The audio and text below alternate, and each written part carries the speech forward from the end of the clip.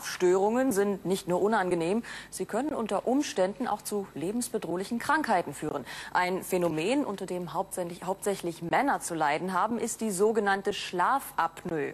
Dabei kommt es zu starkem Schnarchen und oft langen Atempausen. Der Körper bekommt nicht genügend Sauerstoff, Blutdruck und Herzkrankheiten können die Folge sein. Außerdem fühlt sich der Apnoiker wie zerschlagen am nächsten Morgen.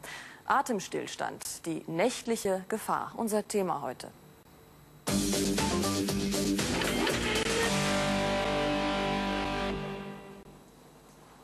Wenn es Nacht wird im Hause Bertram, spielte sich jahrelang ein wahrer Krimi ab.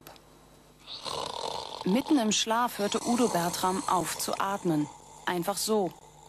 Eben noch leichtes Schnarchen und plötzlich Ruhe.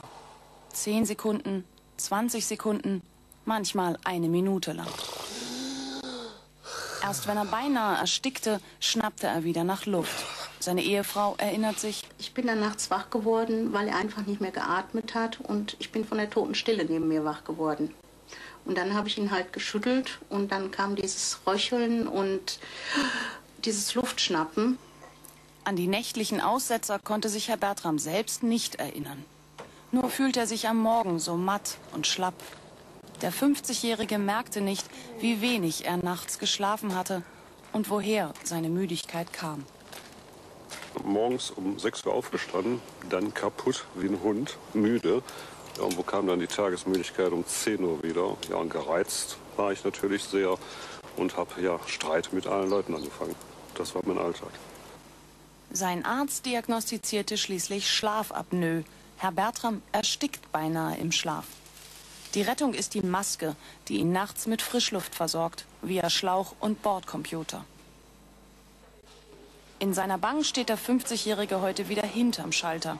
Als er sich gar nicht mehr konzentrieren konnte, konnte er nur noch im Archiv, im Keller arbeiten. Der geliebte Umgang mit Kunden überforderte ihn. 4 Jahre war er so krank, heute steht er seinen 8-Stunden-Tag locker durch. Und er ist zum Anlageberater aufgestiegen. Zu Hause ist auf selbstgemachtem Video festgehalten, wie das Eheleben vor der Behandlung aussah. In der Familie nannten sie ihn Ekel Alfred, den Unausstehlichen. Ja, hab ich auch.